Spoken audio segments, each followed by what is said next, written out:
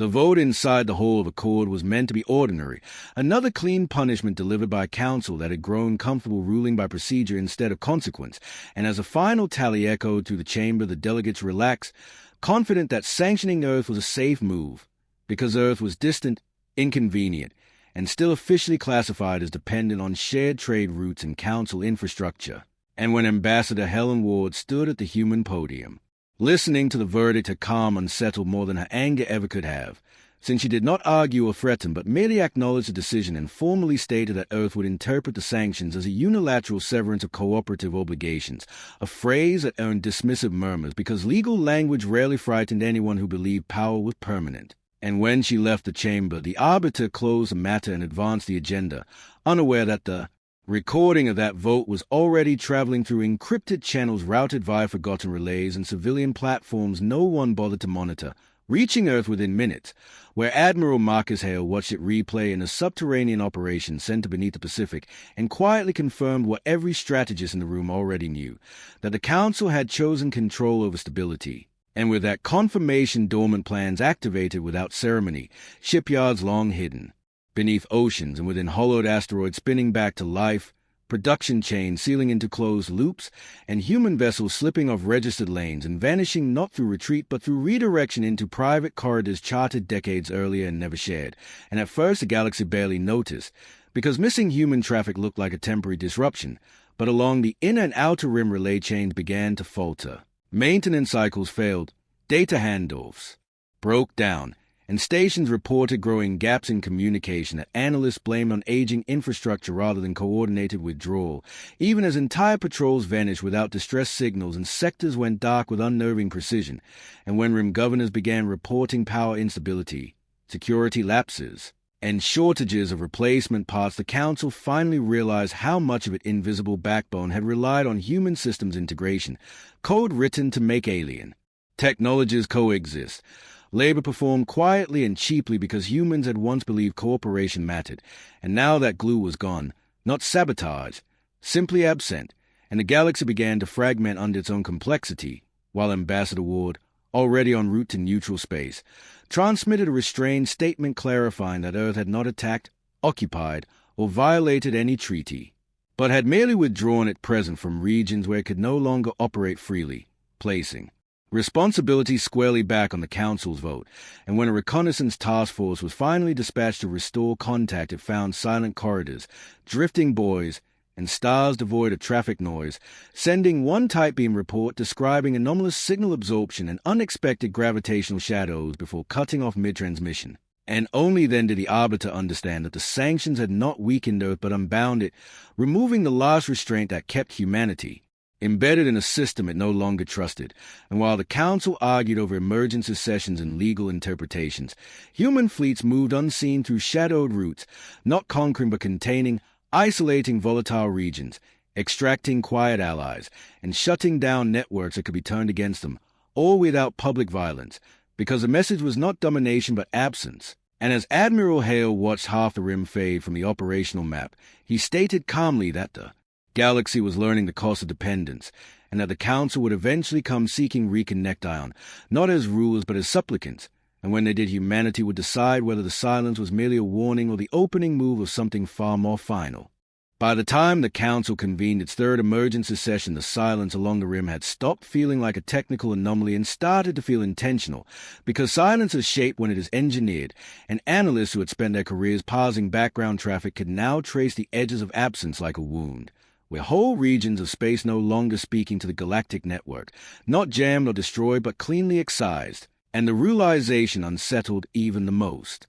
seasoned delegates, since no doctrine prepared them for an enemy that did not announce itself or claim victories, and the arbiter opened the session with a demand for clarity that no one could provide, because intelligence feeds contradicted one another and sensor data showed nothing overtly hostile, only the quiet collapse of interdependence. And when the chief infrastructure coordinator finally spoke, he admitted under pressure that over 40% of RIM relay maintenance, translation, middleware, and cross-species navigation arbitration had been designed or actively maintained by human contractors, subcontractors, or automated systems licensed from Earth firms, a fact long dismissed as irrelevant because the work had been invisible and cheap, and as murmurs spread through the chamber, the scope of the mistake began to surface, because without those systems the galaxy was not broken but incoherent, with fleets unable to share targeting data, civilian traffic unable to authenticate passage through mixed-species corridors, and emergency protocols failing because the layers that translated intent between radically different technologies were gone. An attempt to replace them failed repeatedly as non-human engineers discovered that much of the code functioned less like rigid architecture and more like adaptive language, something humans had built intuitively to accommodate inconsistency. And while the Council argued over whether Earth had violated any clause by withdrawing services that were never formally mandated, reports arrived from frontier systems describing human ships appearing without warning to escort vulnerable populations out of destabilizing regions, moving with quiet efficiency and refusing to answer hails beyond brief confirmations of safe passage. And those who were evacuated spoke of human captains who apologized for the inconvenience and offered relocation options as if this were a natural disaster rather than a geopolitical fracture, which only deepened the unease because it implied preparation and restraint rather than panic. And on Earth, Admiral Hale chaired daily briefings where the focus was not conquest but thresholds, determining which regions were likely to implode without support and which posed credible threats if left connected, and orders were issued to isolate rather than destroy, to darken networks rather than seize them, because the objective was strategic autonomy, not revenge. And among the human crews executing these missions there was little celebration, only a grim sense of inevitability, as many had spent years embedded in RIM systems and had warned their counterparts that over-reliance on centralized control would fail under pressure, warnings now resurfacing in archived council minutes that no one wanted to reread. And as the blackout deepened, the council authorized limited sanctions relief in a bid to coax Earth back to the table, announcing concessions through public channels that went unanswered, because humanity had already rerouted its communications through private relays and saw no incentive to respond to broadcasts that assumed authority rather than accountability. And when a council envoy was finally dispatched under flag of negotiation, it arrived at the edge of human-controlled space to find a waiting escort that guided it to a neutral platform, where a junior human official delivered a prepared statement explaining that Earth were conducting a systems audit and could not safely reintegrate until stability was restored, a phrase that sounded procedural but carried the weight of a shutdown notice. And as weeks passed, the rim continued to unravel, piracy surging in the absence of coordinated patrols, local conflicts flaring where arbitration networks failed, and minor species realizing with growing horror that the protections they relied upon had been enforced not by council decree but by human logistics and rapid response teams. And in the shadows of that chaos, human fleets remained largely unseen, monitoring, extracting, and containing, their presence inferred only by the sudden absence of disaster in zones they quietly managed. And when the Arbiter finally received a classified report confirming that the blackout pattern aligned almost perfectly with historical human contingents and maps, the last illusion fell away, because this was not improvisation but doctrine, a measured withdrawal executed with the precision of a civilization that had planned for the day corporation failed. And in that moment the Council understood that it had not sanctioned a junior member but had pushed a load-bearing species out of the structure, and the galaxy was now discovering how much weight humanity had been carrying without ever demanding credit. As the third month of enforced quiet settled over the rim, the Council's fears shifted from confusion to calculation, because the patterns were now undeniable and denial no longer served anyone, and behind sealed-door strategists began mapping not where humanity was but where it was not, realizing too late that absence itself had become a form of power, since regions cut off from human mediation degraded faster than expected while those quietly touched by human presence stabilized without fanfare. And this contrast forced an uncomfortable reassessment of history, dredging up old records of minor crises that had mysteriously resolved after brief human involvement, incidents long credited to Council authority when in reality Earth's crews had simply stepped in, fixed the mess, and stepped out again. And now that invisible hand was withdrawn, the galaxy was left alone with its own inefficiencies. And on frontier worlds, the consequences grew personal, as hospitals struggled to source specialized equipment calibrated by human translators. Orbital farms lost synchronization with climate arrays, and defense grids misfired when species-specific logic trees conflicted without human arbitration layers smoothing the gaps, and the Council's attempt to spin the crisis as temporary rang hollow as casualty numbers climbed in places no one had ever considered strategically important, because those places had once been human responsibilities by default rather than assignment, and within Earth's command structure, the mood remained restrained but resolute, with Admiral Hale reminding his officers daily that restraint was the point, that escalation would only validate the Council's old fears, and that humanity's leverage lay in demonstrating what the galaxy looked like without them rather than conquering it outright, a lesson hard-earned from centuries of conflict on their own planet. And while some commanders chafed at the passive posture, most understood that the real battle was informational, forcing the Council and the wider galaxy to confront their dependence without offering an easy enemy to rally against. And that discipline paid off when intercepted communications revealed Rim governors openly defying Council directives in favor of unofficial arrangements with human representatives, quietly trading access and cooperation for stabilization and protection, creating a shadow network of relationships that bypass formal authority entirely. And when the Council discovered this fracture, it reacted predictably by issuing threats and demanding loyalty, moves that only accelerated defection because authority unsupported by capability collapses quickly. And in one pivotal session, a senior delegate finally voiced what many had avoided saying aloud, that humanity had never been integrated as a subordinate member but as a foundational system, a role no one had acknowledged because it made everyone else uncomfortable. And as that truth spread through political and military circles, the narrative shifted from punishment to reconciliation. Yet every attempt to reach Earth still stalled against the same calm response that reintegration required guarantees of autonomy and structural reform, not temporary concessions, and that Earth would not reattach itself to a system that treated cooperation as leverage. And while diplomats argued semantics, human fleets continued their quiet work, intercepting flare-ups before they became wars, escorting refugee convoys through dark corridors, and shutting down weapons networks that threatened mass casualties, not out of obligation, but because humans could not watch collapse unfold without acting, even when the collapse had been known. And among alien populations, this created a growing cognitive dissonance, as Council propaganda painted humans as destabilizers, while lived experience showed them as the only consistent source of safety. And that contradiction eroded trust faster than any broadcast ever could, until even Core World began questioning whether the sanctions had been an act of governance or of fear. And as the Arbiter reviewed a final intelligence briefing showing projected system failures cascading inward toward the core, he understood that the crisis was no longer about Earth's compliance, but about the Council's survival, because a structure built on invisible labor cannot endure once that labor withdraws. And somewhere in the deep networks of human space, Admiral Hale watched those same projections and quietly instructed his teams to prepare contingency talks, not because humanity was weakening, but because a lesson had nearly been taught, and the only question left was whether the galaxy would learn before the silence consumed everything it had taken for granted. The breaking point came not with an attack or a declaration, but with a humanitarian collapse the Council could no longer obscure. When a densely populated rim cluster lost climate regulation across 3 habitats after a synchronization failure cascaded through systems no longer speaking the same technical language, and as emergency broadcasts flooded public channels, the Council scrambled to assemble a relief fleet only to discover that its ships could not safely dock without updated mediation. Protocols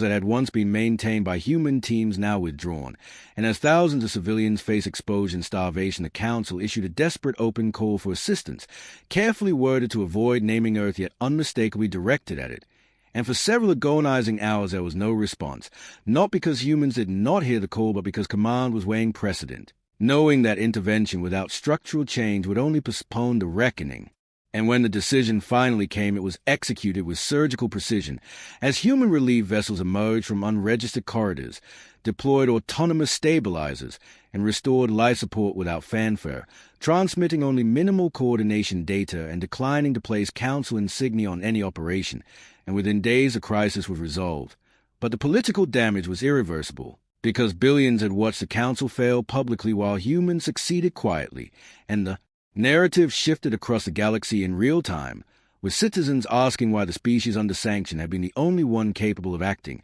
And under that pressure the Council convened an extraordinary session in which long-held assumptions were stripped bare, revealing that humanity's decentralized approach, built around redundancy, adaptability, and local initiative, had outperformed the Council's rigid hierarchies. And as debates grew heated, a minority bloc openly proposed repealing the sanctions and recognizing Earth as an autonomous partner rather than a regulated member, a proposal that would have been unthinkable cycles earlier. And while hardliners argued that conceding now would signal weakness, the counter-argument landed harder, that refusing to adapt would signal irrelevance, and as votes fractured and alliances shifted, the Arbiter authorized a confidential channel to Earth's command, not as a demand but as an inquiry, asking what reintegration would require. And the response came not from a politician but from Admiral Hale himself, stating plainly that humanity would not return as a dependency or a tool, that any renewed corporation must acknowledge Earth's right to withdraw, self-govern,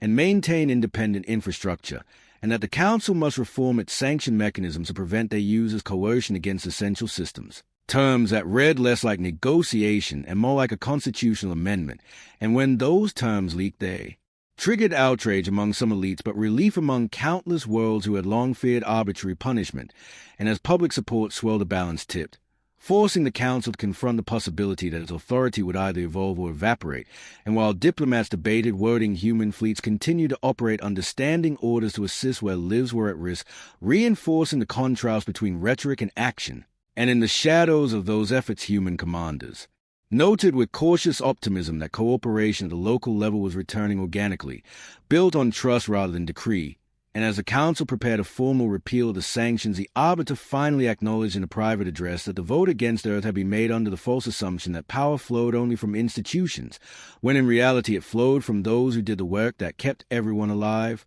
And as that realization spread, the galaxy edged closer to a new equilibrium, one not yet stable but no longer blind. And humanity watched from the margins, ready to decide whether the silence it had wielded as a lesson would end in reconciliation or harden into permanent distance. The repeal vote passed in the same chamber where the sanctions had been imposed,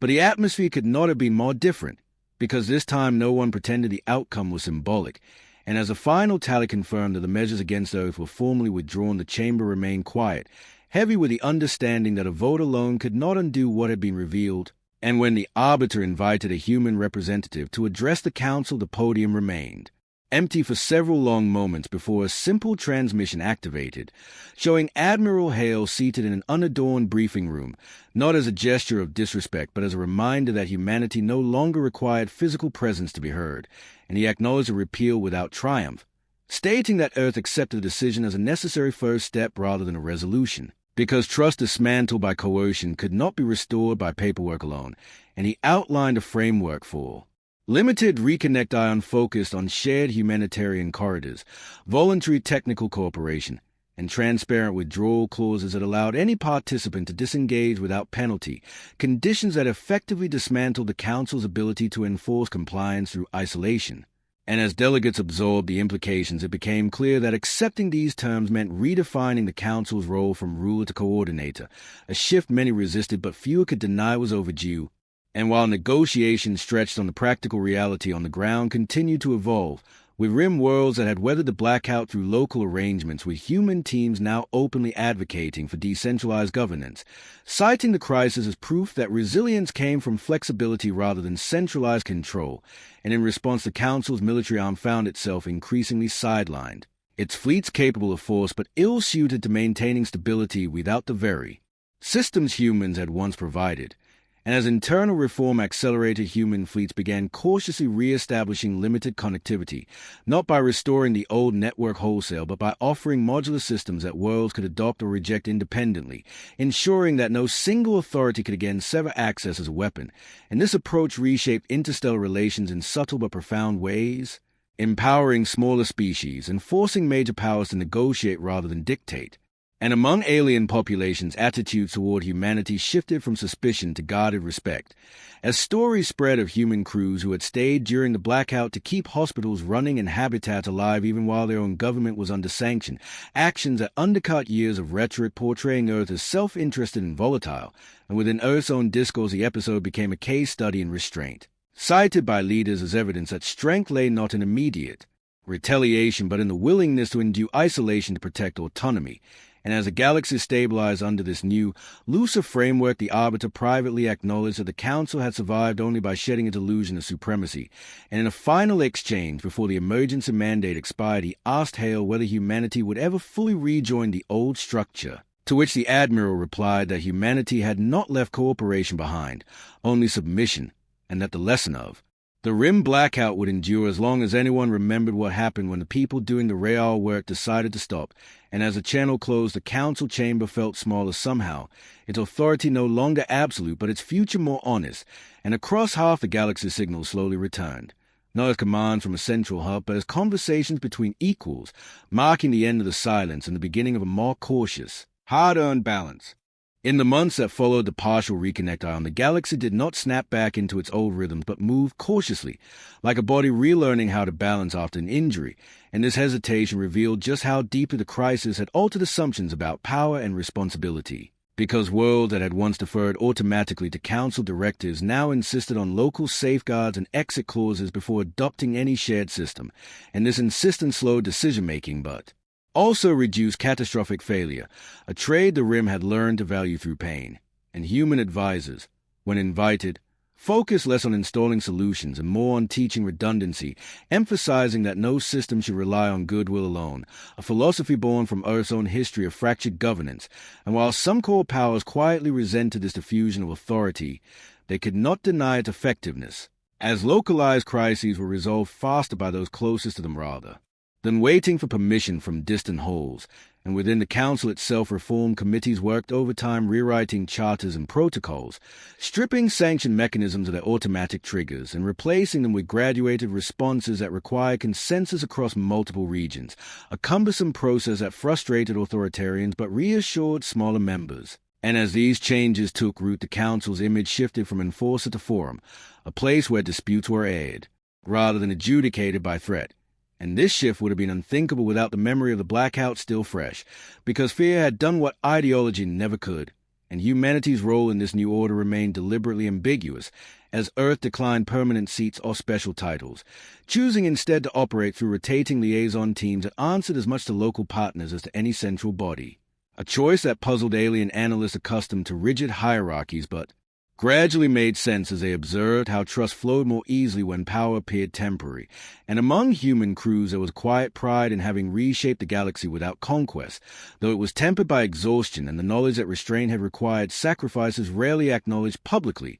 and in private briefings Admiral Hale warned against mythologizing the blackout as a flawless victory, reminding leaders that countless lives had still been lost to systemic fragility before lessons were learned, and that future generations must not assume such leverage would always exist, because dependence once broken might never fully return, and as trade resumed along newly diversified routes and communication networks rebuilt themselves in patchwork fashion, the phrase lost contact with half the Rim entered common discourse as a shorthand for institutional arrogance, a warning embedded in education and policy alike, and even those who still distrusted humanity conceded that the species had demonstrated an uncomfortable truth, that the most dangerous power was not the ability to destroy but the ability to withdraw. And as the galaxy settled into this more distributed equilibrium, the Council marked the anniversary of the Sanctions vote not with ceremony but with a closed session reviewing failure points, a ritual of humility that would have seemed performative before but now carried genuine weight. And in the final report circulated to all member worlds, the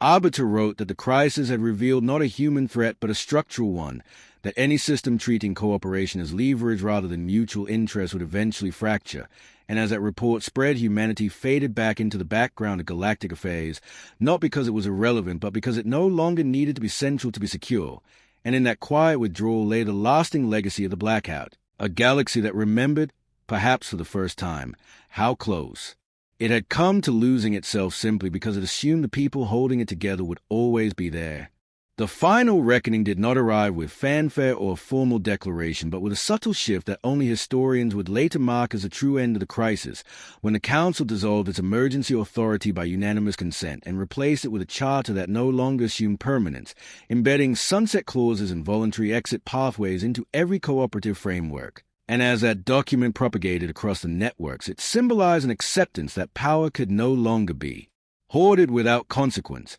And for humanity this moment carried neither celebration nor regret, only closure, because the objective had never been to rule, to teach a lesson through suffering, but to prove that autonomy mattered even when it was inconvenient. And as it formally acknowledged the new charter, it did so without reclaiming its former role as silent backbone, choosing instead to remain selectively engaged, offering assistance by request rather than obligation. And this choice reshaped expectations permanently, forcing worlds to invest in their own resilience while valuing cooperation as a choice rather than a guarantee. And in the years that followed, the phrase lost contact with half the rim became a cautionary marker in galactic memory, invoked whenever leaders proposed sanctions or coercive measures without accounting for unintended dependencies. And among younger species, it entered common speech as a warning about over-centralization, a reminder that systems survive not because they are controlled, but because they are shared. And within Earth's own historical record, the blackout was taught not as a triumph, but as a boundary moment, the day humanity learned it could walk away from the galaxy and still stand. And that knowledge became both shield and burden, ensuring future leaders weighed isolation as carefully as engagement. And as Admiral Hale retired from service, he reflected privately that the most dangerous day had not been when the Council sanctioned Earth, but when Earth proved it did not need the Council to endure, because independence once demonstrated could never be unseen. And as time softened the edges of the crisis, humanity resumed its quiet pattern of involvement, trading, advising, and occasionally intervening when collapse threatened mass loss of life, but always on terms that preserved its right to withdraw, and the galaxy adjusted, imperfectly but honestly, learning to operate without assuming any single species would always be there to catch it. And in that fragile equilibrium the Council endured, diminished in authority but strengthened in legitimacy, a forum shaped by consent rather than fear. And while stars once darkened by silence now buzz again with cautious traffic, the memory of that quiet lingered. A shared understanding that the most profound power humanity had revealed was not its fleets or technology, but its willingness to step back and let the galaxy feel the weight of its own choices. A lesson that ended the story not with conquest or submission, but with a hard-earned balance that neither side would ever forget.